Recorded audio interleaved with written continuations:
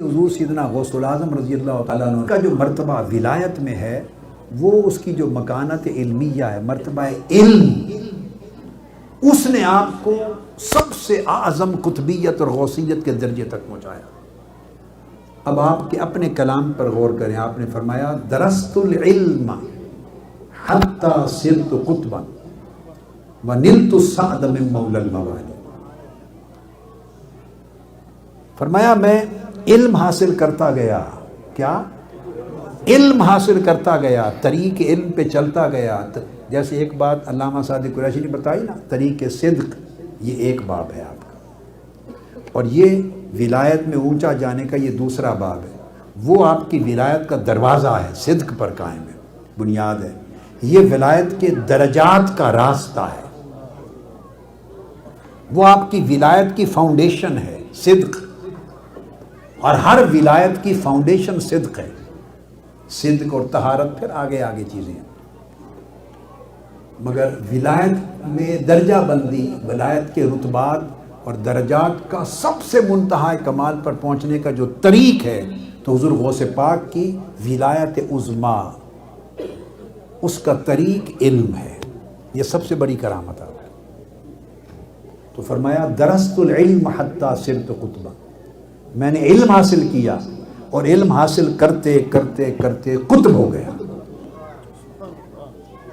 اب ہمارے ہاں علم کا اتنا زوال ہو گیا ہے کہ ہم مرتبہ علم کو ولایت کے ساتھ کبھی جوڑا ہی نہیں، اور ہم اس کا تعلق ہی نہیں سمجھتے۔ ہم نے ولایت کے باب میں جہالت کو زیادہ سپیس دے رکھی ہے، کاروبار بنانے کے لیے، دھندا چلانے کے لیے جہالت بیسڈ ولایت بنا دی ہم نے۔ جہالت بیسڈ ولایت، ولایت کوئی نہیں ہوتی جہالت پر بیس کر کے۔ علمناہ من لدنا علما، علم کے بغیر کوئی ولایت نہیں ہوتی، خواہ وہ علم طریق ظاہر سے ہو، اور اگر بہت خال خال لوگ ہوتے ہیں طریق ظاہر سے نہ ہو تو اللہ پاک طریق باطن سے وہ پوری ضرورت علمی کو پورا کر دیتے ہیں، عالم بنا دیتا ہے۔ جیسے خضر علیہ السلام، وہ کسی اور بندے سے یا مدرسہ سے پڑھے ہوئے نہیں، مگر اللہ پاک کبھی طریقے ہیں مختلف عطا کر دیتا۔ تو علم کے ذریعے ولایت کے آخری مرتبے تک پہنچے۔ تو حضور سیدنا غوث العظم رضی اللہ تعالیٰ عنہ 488 ہجری میں بغداد میں پہنچے۔ کس سن میں؟ بغداد میں آپ کا ورود یعنی پہنچنا 488 ہجری میں ہوا ہے، اور وہاں پہنچنے کے بعد آپ نے وصال ہوئے آپ کا 561 میں۔ 460 ہجری یا 461 ہجری یہ آپ کی ولادت کا سن ہے۔ 40 سال آپ نے بغداد کے منبر پہ کھڑے ہو کے لوگوں کا خطبہ علمی دیا ہے۔ یہ جو گوشے تھے میں جلدی اینڈ پر بیان کرنا چاہتا ہوں۔ کتنے سال علم تقسیم کیا ہے آپ نے، علم 40 سال۔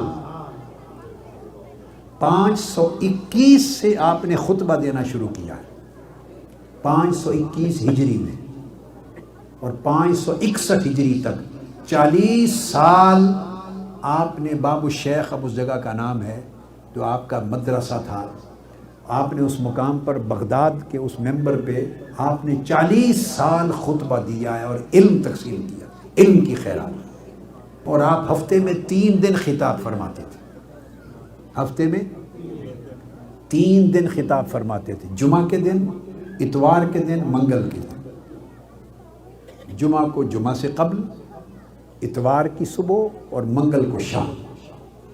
ہفتے میں 3 دن آپ خطاب فرماتے، اور 7 دن آپ علم پڑھاتے تھے، آپ خود پڑھاتے تھے۔ He was a teacher, he was a professor, وہ شیخ تھے، استاذ تھے، مدرس تھے۔ 7 دن آپ پڑھاتے، 3 دن خطاب فرماتے۔ خطاب کی مجلس میں 70,000 سے لے کر 1,00,000 تک افراد شریک ہوتے۔ اتنا بڑا اجتماع ہر ہفتے میں 3 دن آپ کے حضور استفادہ علمی کرنے والوں کا ہوتا. وہ کرامات اپنی جگہ، وہ کرامات آپ کے مرتبہ علم کی گرد ہیں. یہ جو فرمایا قدمی حاذہ علی رقبۃ کل ولی اللہ، میرا گردن ہر ولی کی گردن، میرا قدم ہر ولی کی گردن پر ہے، یہ جو رتبہ ولایت ہے اس کا طریق علم ہے، اس کا طریق علم ہے. اس وجہ سے آپ کو محی الدین کہتے ہیں. کرامتوں سے دین کو زندہ نہیں کیا آپ نے، علم سے دین کو زندہ کیا ہے. دین کو زندہ کیا، آپ کا لقب محی الدین بنا.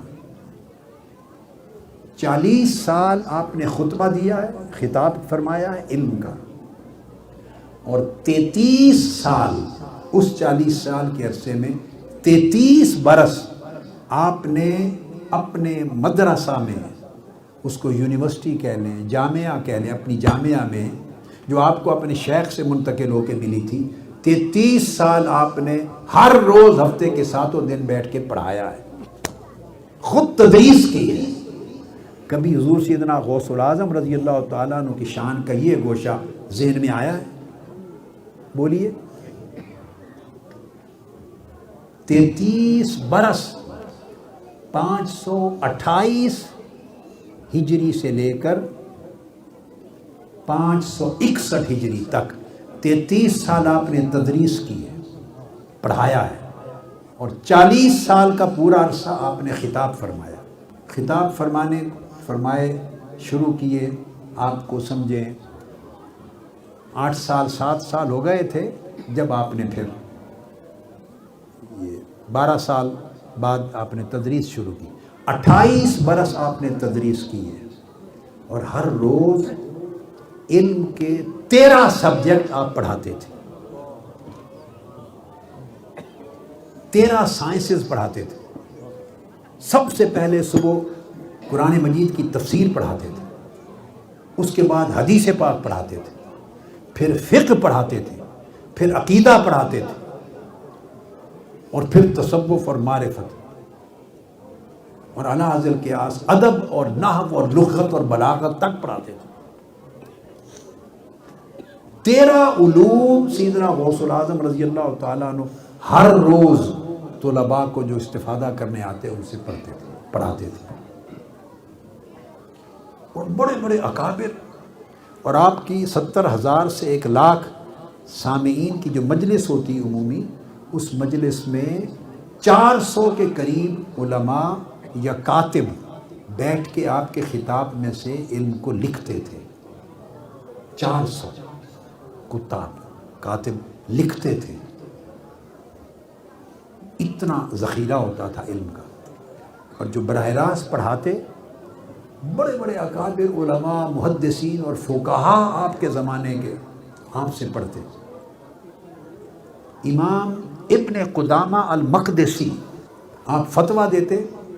حافظ ابن حجر عسقلانی نے لکھا ہے، امام ابن حجر عسقلانی نے، کہ آپ مذہب شافعی اور مذہب حنبلی دونوں مذہبوں پر فتویٰ دیتے، اور عراق اور ارد گرد کے ملکوں سے فتویٰ آتا، اور آپ نے لکھا ہے کہ کبھی فتویٰ کا استفتاء ایک دن بھی آپ کے ٹیبل پر یا آپ کی مجلس میں نہیں رہتا تھا.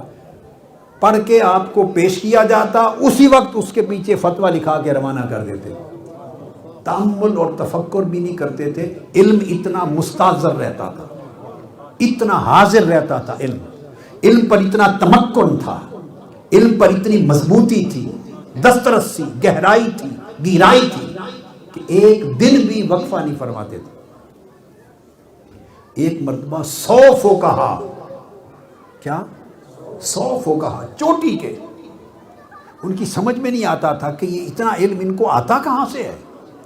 کتابیں ہم بھی پڑھتے ہیں، مدارس میں ہم بھی جاتے ہیں، مطالعہ ہم بھی کرتے ہیں، یہ علم کہاں سے ان کا ورود ہوتا ہے، ان کے علم کا اور ان کے نزول ہوتا ہے. 100 فقہا کی جماعت آپ کا امتحان لینے گئی. انہوں نے سوالات کیے، اور تھوڑی دیر آپ کی گفتگو سن کر 100 کے 100 فقہا نے اپنے کپڑے پھاڑ لیے اور سروں کو پیٹ لیے. ان پر حالت وجد طاری ہو گئی. کہ ان کے علم کے جو وسائل اور ذرائع ہیں اور جو مصادر ہیں وہ ہمارے فہم سے بھی بالا ہے.